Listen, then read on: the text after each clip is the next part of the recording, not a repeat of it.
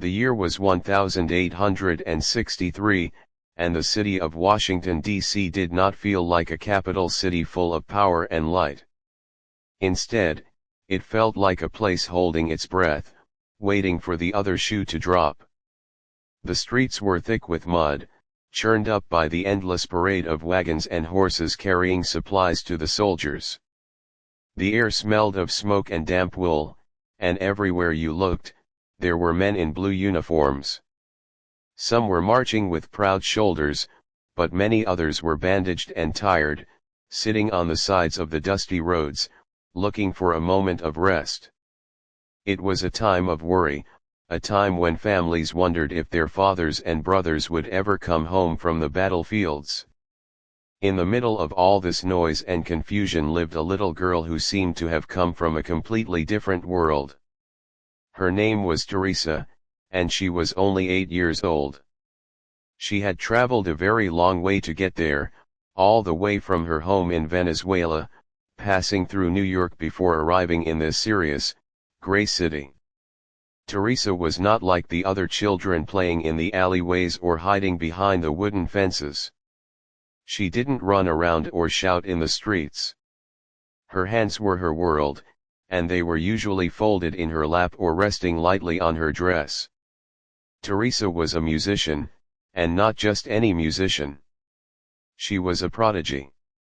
Even at such a young age, she could play the piano in a way that made grown-ups stop talking and hold their breath.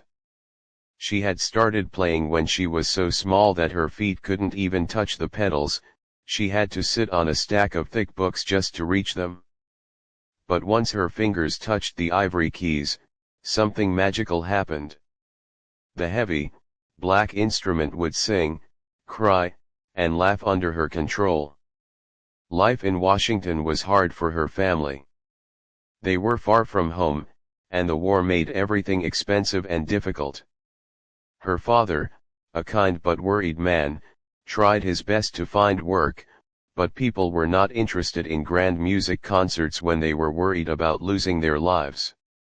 Music felt like a luxury that no one could afford. The theaters were often empty, or the people who came were too distracted by the bad news from the front lines to really listen. Despite this, Teresa practiced every single day. She practiced in small, cold rooms with thin curtains that flapped in the wind. She practiced because it was the only thing that made sense to her. When she played, she didn't have to think about the mud outside or the cannons booming in the distance. She could be anywhere she wanted. One afternoon, while the rain was tapping against the window pane, a letter arrived at their small boarding house. It was not a bill, and it was not a rejection notice. It was an invitation, written on thick, cream-colored paper with an important seal stamped in the corner. Teresa's father held the paper with trembling hands. He read it once, then twice, and then he looked at his daughter with wide eyes. The letter was from the White House. It said that the President of the United States, Abraham Lincoln, and his wife wanted to hear her play. Teresa felt her stomach drop. She knew who President Lincoln was. Everyone did. He was the tallest man in the country, and he carried the heaviest burden. She had seen pictures of him in the newspapers, his face deep with lines and sadness. He was the man trying to keep the country together while it was tearing itself apart. "They want me to play for the president?" Teresa asked, her voice barely a whisper. She looked down at her small hands. They were the hands of a child, but they held the power to make music that sounded like it came from angels. But would that be enough? The president was a man who saw generals and senators every day. Why would he want to listen to an 8-year-old girl? Her father knelt down beside her. He explained that the White House was a place of great sadness right now. The Lincoln family had recently lost their little boy to sickness. The house was quiet and full of grief. Perhaps, he said, they just needed something beautiful to help them forget their pain, even for just a little while. The day of the visit came faster than Teresa wanted. The sun was trying to break through the clouds as she and her father walked toward the big White House at the end of Pennsylvania Avenue. The streets were bustling, but as they got closer to the mansion, the guards posted at the gates made the crowd quiet down. Teresa wore her best dress. It was clean and neat, but compared to the fancy gowns worn by wealthy ladies in Washington, it looked very simple. She felt out of place. She felt like a small bird that had accidentally flown into a giant stone castle. Her heart was beating so hard against her ribs that she thought the people walking behind her might be able to hear it. They walked through the gates and into the house. The inside was grand and impressive, with high ceilings and chandeliers that sparkled like ice. But the grandeur felt cold. There were no smiles on the faces of the servants who opened the doors. There was a heavy silence that hung over the corridors, a feeling that even though this was the most important house in the country, it was a house in mourning. They were led into a room to wait. Teresa sat on the edge of a velvet chair, her feet dangling just above the soft carpet. She looked around the room. There were portraits on the walls of serious men from the past. She wondered what they would think of her. She was just a little girl from a warm land, stuck in a cold city during a terrible war. Suddenly, a tall figure appeared in the doorway. He wasn't wearing a uniform, but his presence filled the room instantly. He was incredibly tall, and he looked older than his pictures suggested. His face was somber, but his eyes were soft. It was Abraham Lincoln. He didn't look like a king or a ruler, he looked like a tired father who needed a friend. He walked over to them, moving slowly. He didn't stand on ceremony or act like he was better than them. He bent down so his face was level with Teresa's. "So, you are the little magician with the music," he said. His voice was deep and rough, like gravel, but there was a warmth in it that made Teresa relax just a little bit. "I have heard that you make the piano sing. We could certainly use some singing in this house." Teresa tried to smile, but she was nervous. "I will try my best, sir," she whispered. "I am sure you will do more than try," the president said gently. He straightened up and gestured for them to follow him. "Come. The instrument is waiting." As they walked down the hall, Teresa noticed how sad the president looked. His shoulders slumped forward, as if the weight of the entire war was resting on them. She realized then that he wasn't just asking for a concert. He wasn't asking her to show off her skills. He was asking for something much deeper. He was asking for an escape. He was asking to feel something other than sorrow. They entered the red room. In the center stood a grand piano, shining in the light that came through the tall windows. It looked imposing, even to Teresa, who knew pianos better than anything else. This was it. This was the moment. The little girl stood in front of the massive instrument in the house of the most powerful man in the world, and she knew she had a choice. She could play a simple song, a cute little tune that would make people nod and smile, the kind of thing people expected from a child. Or, she could play something real. She could play something that matched the sadness and the hope in this room. She took a deep breath, placed her small fingers on the keys, and prepared to show the president that even a child could understand the weight of the world. The room they walked into was called the Red Room, and for a few moments, the only sound was the soft rustle of Teresa's dress as she moved toward the piano. It was a beautiful space, filled with velvet chairs and thick drapes that tried to keep the cold winter air outside, but even the rich red colors on the walls couldn't hide the feeling of sadness that hung over the White House. It was as if the house itself was mourning, holding its breath along with the country. The grand piano sat in the middle of the room like a sleeping beast, polished black wood reflecting the dim light from the windows. Teresa walked up to the instrument and climbed onto the bench. Her feet were too short to reach the floor, so they dangled in the air, swinging slightly back and forth. She placed her hands in her lap for a moment and then lifted them to the keys. They were cool and smooth to the touch. She pressed a single note, just to hear the sound, and the tone rang out clear and bright, cutting through the heavy silence like a knife. President Lincoln did not sit far away. He moved slowly to a large armchair near the piano and lowered his long body into it. He let out a deep sigh, the kind of sigh that comes from a man who has been carrying a heavy load for a very long time and is finally getting a chance to sit down. He watched Teresa with eyes that looked tired but kind. There were deep lines etched into his face, lines that weren't there in the pictures she had seen before the war started. His famous beard was gray, and his hair was messy. He didn't look like a powerful leader right then, he looked like a worn-out father who just wanted a moment of peace. "You have a very serious look on your face, little one," the president said softly. His voice was deep and rumbled a little, like thunder in the distance, but it wasn't scary. It was a comforting sound. "Do not be nervous. In this room, with the music playing, there are no wars and no politics. There is only the sound." Teresa turned on the bench to look at him. She saw that he wasn't looking at her with the critical eye of a judge or the boredom of a king. He was looking at her like he was hoping she would be his friend.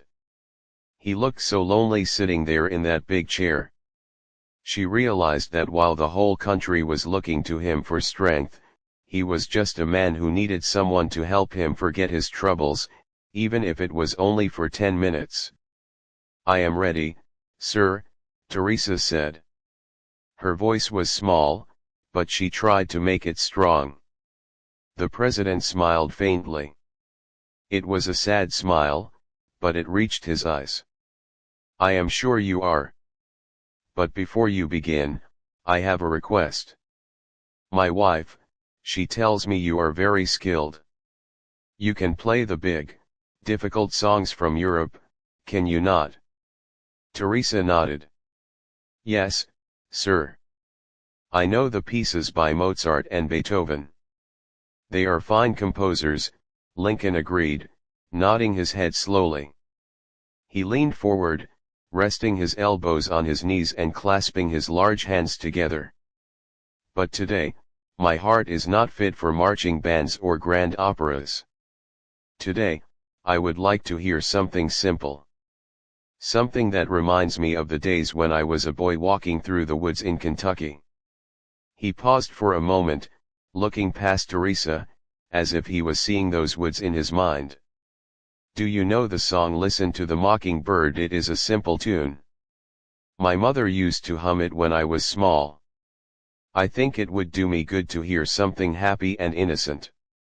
Teresa froze for just a second. She knew the song. Everyone knew that song. It was a popular folk tune, a melody that was catchy and sweet, often played on street corners or in family parlors. It was the kind of song you whistled while you worked. It was simple. It was easy. It was not the kind of song a great prodigy played for the President of the United States. She looked down at the black and white keys. Her fingers were itching to play something complicated. She wanted to show him what she could really do. She wanted to play the storms and the thunder, the music that made people stand up and cheer. She wanted to prove that an 8-year-old girl could be a master, but when she looked back at the president, she saw him close his eyes and rub his temples. He looked exhausted. He wasn't asking for a show. He wasn't asking for a performance to impress the generals or the senators. He was asking for a memory. He was asking for a lullaby for his weary soul. "Yes, sir," Teresa said gently. "I know that song." "Good, very good," Lincoln whispered. He leaned back in his chair and closed his eyes fully, ready to let the music wash over him. He expected to hear a cute, little version of the melody. He expected a child to play a child's song, something light, maybe a little bumpy, something that would make him smile at its sweetness. He had no idea what was about to happen. The room grew quiet again. The silence stretched out, thick and heavy. Teresa could hear the clock ticking on the mantel. She could hear the wind blowing outside. She took a deep breath and let it out slowly. She thought about the song. It was about a bird singing in the willow tree, singing for its lost love. It was a song about sadness, but also about the beauty of remembering. She placed her hands on the keys. She felt the vibration of the strings inside the piano. She thought about the president's sad face. She thought about the soldiers outside in the mud. She thought about her own family, far away from home. She realized that the simple tune he asked for wasn't simple at all. It was a song about life and loss, about things that are broken and things that remain beautiful. Her right hand hovered over the keys. She wasn't going to play it the way it was written on the page. She was going to play it the way she felt it in her heart. She was going to pour every bit of emotion she had, her fear, her hope, her respect for this tired man, into the music. Teresa pressed the first key. The note rang out, clear and pure. It was the start of the familiar melody, the song the president had asked for. Lincoln's face relaxed a little as the first few notes drifted through the air. He thought he knew exactly what was coming. He thought he was going to get a sweet, predictable little tune. He settled in, prepared to be mildly comforted. But Teresa had made a decision. She was not going to give him just the bird. She was going to give him the whole sky. She was going to give him the storm, the calm, and the song of the forest. Her fingers began to move, not with the careful plodding of a child learning a lesson, but with the speed and power of a master storyteller starting a tale. The simple notes began to change. They began to grow. The melody was still there, hidden inside the music like a secret, but it was wrapping itself in layers of sound that the president had never expected to hear in that old folk song. For a moment that felt much longer than it actually was, time seemed to stop inside the red room. The air was perfectly still, hanging heavy with the scent of old wood and the faint, lingering smell of pipe smoke. Teresa sat on the velvet bench, her feet dangling far above the floor, looking at the rows of black and white keys in front of her. They were like soldiers standing in a straight line, waiting for her command. She kept her hands resting lightly on her lap. The president's request was bouncing around in her mind. A simple tune, he had said. He wanted listen to the mockingbird. He wanted to remember the happy days of his childhood, the days before the cannons started firing and the telegraph started bringing news of death every single morning. He wanted to be that little boy in Kentucky again, sitting on a porch, listening to the birds sing in the trees. Teresa knew that song very well. It was a popular melody, a catchy little tune that almost every child who touched a piano learned how to plink out. The notes were bouncy and light, going up and down the scale in a predictable, happy way. If she played it exactly as it was written on the sheet music, it would sound pleasant. It would be cute. It would be exactly what people expected from an 8-year-old girl. They would smile, nod their heads, and say, "What a sweet child." But as she glanced over her shoulder at the tall man in the armchair, something deep inside her told her that cute was not what he needed. Abraham Lincoln had his eyes closed, and his breathing was slow and heavy. His face, usually so animated when he told stories, was a mask of exhaustion. He looked like a giant oak tree that had been standing against the wind for too long and was starting to crack. She realized then that playing a simple, nursery rhyme version of that song would be a mistake. It would feel fake. It would be like putting a tiny bandage on a deep, bleeding wound. How could a happy little tune fix a broken heart? How could a simple melody make sense of the thousands of soldiers who were dying outside these very walls? Teresa felt a strange sensation bubbling up in her chest. It was a mix of nervousness and something else, something powerful. She realized that she held a power in her small hands that the president did not have. She could create worlds. She could control the emotions in the room. She didn't have to just play notes, she could speak to him without saying a single word. Her mind began to race. She thought about the song, not just as a happy folk tune, but as a story. The song was about a bird singing for a lost love. It was a song about sadness disguised as a melody. She could use that. She could take the bones of that simple song and build a castle around it.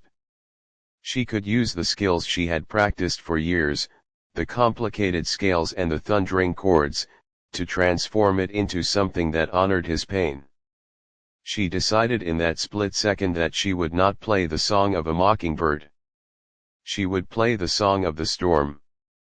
She would play the song of the heart breaking and then healing again. She would show him that even an 8-year-old girl understood that life is not just simple and happy, that life is complicated, beautiful, and sometimes very sad. Slowly, she lifted her hands from her lap and placed them over the keys. She didn't start playing right away. She felt the cool ivory under her fingertips. She imagined the strings inside the piano, vibrating with tension, just like the strings of the country were vibrating with tension. She took a deep, steadying breath and closed her own eyes for a second, letting the fear wash away. When she opened them again, the little girl was gone, and only the artist remained. She knew that if she played it the way she planned, it might surprise him. It might even startle him. But she trusted her heart. She believed that music was the universal language, the one thing that could break through the walls of grief that surrounded the president. Her left hand dropped down to the lower end of the piano. This was where the power lived.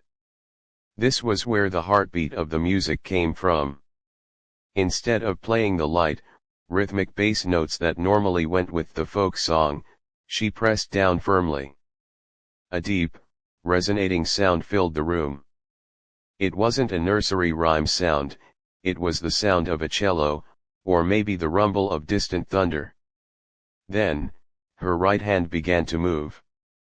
The melody started to emerge, but it wasn't the simple tune he expected. She was playing the melody, but she was decorating it. She was weaving extra notes in and out, turning the plain melody into something intricate and delicate. It was like taking a plain cotton dress and sewing diamonds onto it until it sparkled like the night sky. The room seemed to get smaller as the music swelled. The shadows in the corners retreated. Teresa didn't hold anything back. She wasn't thinking about her technique or her posture. She was thinking about the soldiers, the weeping mothers, and the tired president. She was pouring all of that emotion into the piano. She played the song, but she stretched it. She made the notes hang in the air longer than usual, making them ache with longing. Then, she would speed up, cascading down the keys like rain falling on a tin roof. It was the same song the president had asked for, but it was bigger now. It was grander. It was a masterpiece in the making. She could feel the change in the room instantly. It wasn't just noise anymore, it was a living, breathing thing. The music was wrapping itself around the president, pulling him out of his sadness and into the world she was creating. She was taking his request for a simple tune and answering it with the truth. She was showing him that even in the midst of a terrible war, beauty could still exist. Her fingers danced over the keys with a speed and precision that seemed impossible for such small hands. She was improvising now, trusting her instincts to guide her. She wasn't reading a page, she was writing the music as she played it, letting her heart lead the way. This was the difference between a child who plays what she is told and an artist who plays what she feels. She knew that this was the moment she was born for. She wasn't just a visitor anymore, she was the storyteller, and the piano was her voice. The transformation was complete, and she was ready to let the masterpiece fly. As the first true melody floated into the air, it was clear that this was not going to be the performance Abraham Lincoln had prepared himself for. He had expected a polite, stumbling rendition of a folk song, the kind of sweet, amateur playing that brings a polite smile to an adult's face. But what began to pour out of the piano was something else entirely. It started with the familiar notes of "Listen to the Mockingbird," but within seconds, those simple notes were stretching and growing. They were twisting around each other, turning into something much more complicated and beautiful. The little girl's hands were moving with a speed that was almost hard to follow. Her fingers danced across the keys like spiders skittering over water, sometimes light and feathery, other times striking the keys with the force of a hammer. The music wasn't just a tune anymore, it was a living, breathing thing. It filled every corner of the red room, pushing against the heavy curtains and rattling the glass in the tall windows. At first, the president didn't move. He kept his eyes closed, his head resting against the back of the chair, perhaps thinking the music would soon settle into the simple rhythm he knew. But as the seconds turned into a minute, his expression began to change. The deep lines of worry on his forehead seemed to soften, just a little. His breathing, which had been slow and heavy, changed. He started to take shorter, sharper breaths, as if he were trying to catch up with the music.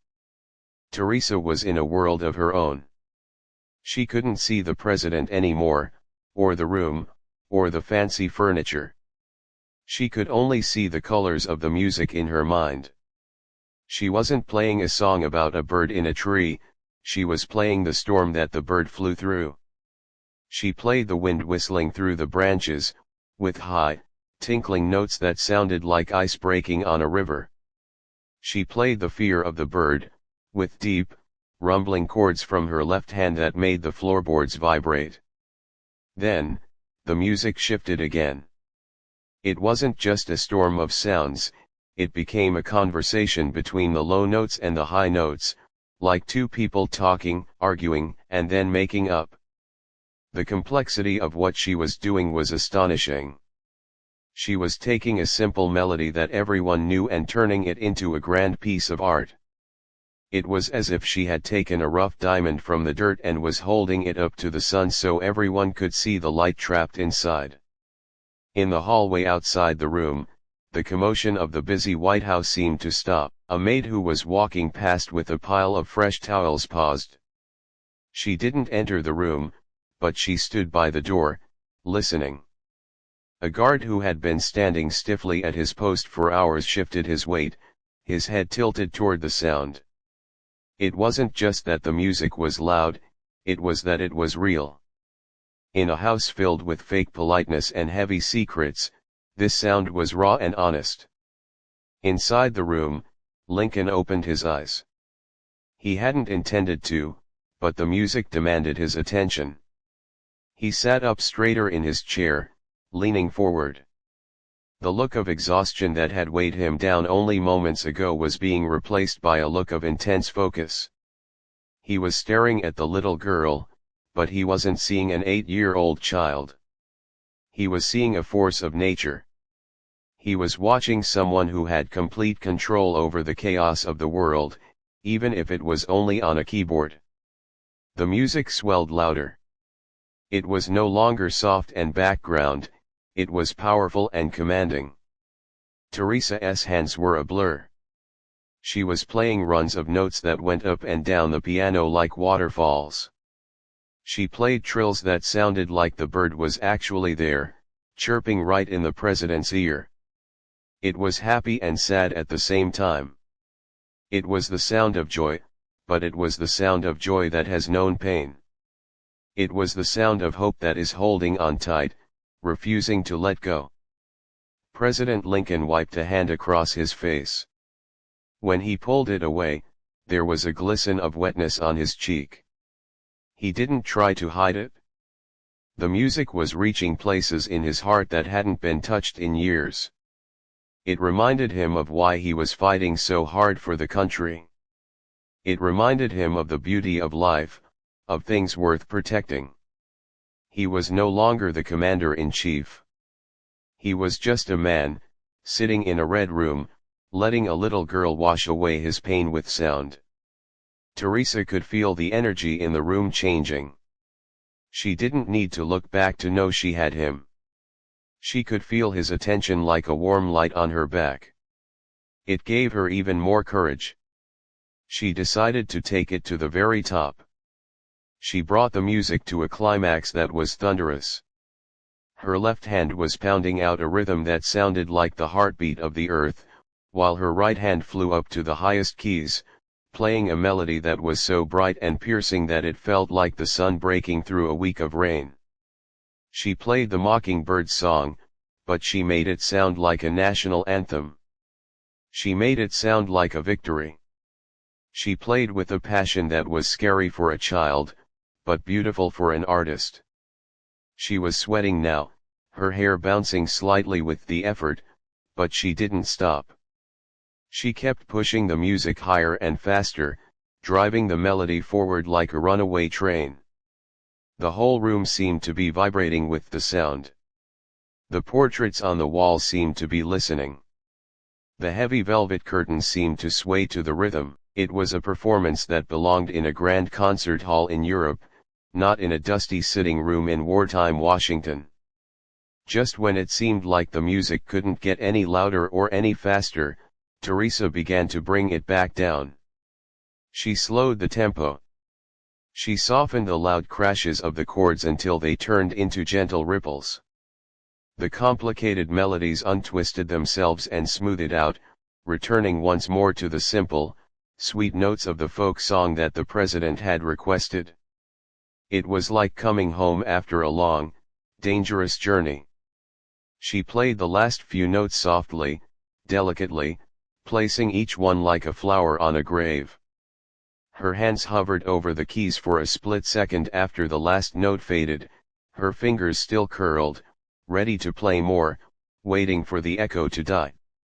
She was breathing hard, her chest rising and falling, her heart hammering against her ribs. The silence that followed was the loudest thing she had ever heard. It was a heavy, thick silence that pressed against her ears. In that quiet moment, she realized she had done what she set out to do. She hadn't just played a tune. She had poured out her soul. She had given the president a masterpiece built from his own request. She slowly let her hands drop to her lap, the black and white keys finally still, and waited to see if the man in the chair had understood the message she had sent him through the music. The silence that followed the last note was not empty. It was heavy and full, filled with the echo of the music that had just filled the room. It was the kind of silence that happens when something truly important has been said, and no one wants to be the first to break it by speaking. The clock on the mantel ticked loudly, but even that sound seemed to be holding its breath, waiting to see what would happen next. Teresa sat on the piano bench, her hands now resting quietly in her lap. Her fingers were tingling slightly from the exertion, and her heart was beating so hard that she could feel it pulsing in her ears. She kept her head down, looking at the keys, afraid to turn around. She wondered if she had made a mistake. She had played so loudly, with so much passion. Maybe she had been too bold. Maybe she had frightened him. She had taken a simple request and turned it into a storm, and now she worried that the tall man in the chair was angry. For a long minute, President Lincoln did not move. He remained leaning forward in his armchair, his elbows on his knees, his hands clasped together in front of his face. His eyes were fixed on the floor, but he wasn't really seeing the rug. He was seeing the things the music had showed him. He was seeing the green woods of his childhood, the face of his lost son, and the hopes of a broken country. The music had washed over him like a strong wave, pulling him out of the murky water of his grief for just a few precious moments, letting him breathe again. Slowly, the tall man unfolded himself. He sat up straight, wiping a rough hand across his eyes. When he lowered his hand, his face was wet with tears, but he didn't seem embarrassed. He stood up, his tall frame casting a long shadow across the floor. He didn't clap. He didn't say bravo or well done. He didn't speak at all. He just walked toward the piano, his movements slow and heavy, like a man waking up from a deep dream. Teresa finally turned around on the bench to look at him. She saw his eyes, red-rimmed and watery, but looking straight into hers. They were not the eyes of a stranger anymore. They were the eyes of someone who had been through a battle with her and came out the other side. Lincoln stopped right in front of the piano. He was so tall that he seemed to tower over the instrument, blocking out the light from the window. He looked at the little girl with a mixture of wonder and gratitude. He didn't treat her like a child prodigy or a novelty act. He looked at her as an equal, as one human soul to another. He saw the fear in her face, and a small, sad smile touched his lips. "You asked for a bird," Teresa whispered, her voice trembling slightly. She felt the need to explain why she had played so much music. I wanted to give you the whole song." The president let out a short, soft breath that was almost like a laugh. He reached out a large, rough hand and rested it gently on the top of the piano, right next to Teresa's small fingers. "My dear child," Lincoln said, his voice deep and rough with emotion. "I asked for a simple bird to sing to me. But you did not just bring me a bird." He paused, looking around the room as if the music was still hanging in the air. "You brought me the whole forest. You brought me the wind in the trees, the river flowing, and the storm clouds breaking apart. You gave me the entire world in that song." Teresa felt a warm rush of relief wash over her. He understood. He hadn't wanted a simple tune after all. He had needed exactly what she gave him. "I didn't want to play it just the way it is written," she said softly. "And I am glad you did not," Lincoln replied. He looked at her with a seriousness that made her feel very grown up. "People play what is on the paper. But you play what is in here." He tapped his chest, right over his heart. "That is a rare gift. Do not ever lose that. The world will try to make you play the notes exactly as they are written, but you must remember to play your heart instead." He looked at her for another moment, as if he wanted to say more, but perhaps there were no words left. He gave her a gentle nod, a silent thank you that meant more than any speech could. Then, he turned and walked slowly toward the door, his shoulders looking a little less heavy than they had when he entered. Before he left the room, he stopped in the doorway and looked back one last time at the little girl at the piano. He didn't say anything, just nodded again, and then disappeared into the hallway. Teresa's father, who had been standing quietly in the corner the whole time, walked over to the bench. He put his arm around his daughter's shoulders. He didn't say anything either, but he gave her a squeeze that told her he was proud. He had seen the president's face, too. He knew that something special had just happened. Gathering her things, Teresa stood up. The piano sat behind her, silent and still again. It looked like just a piece of furniture now, its magic sleeping until the next time hands touched it. But for Teresa, everything felt different. The room felt lighter. The air felt cleaner. They walked out of the red room and into the long hallway of the White House.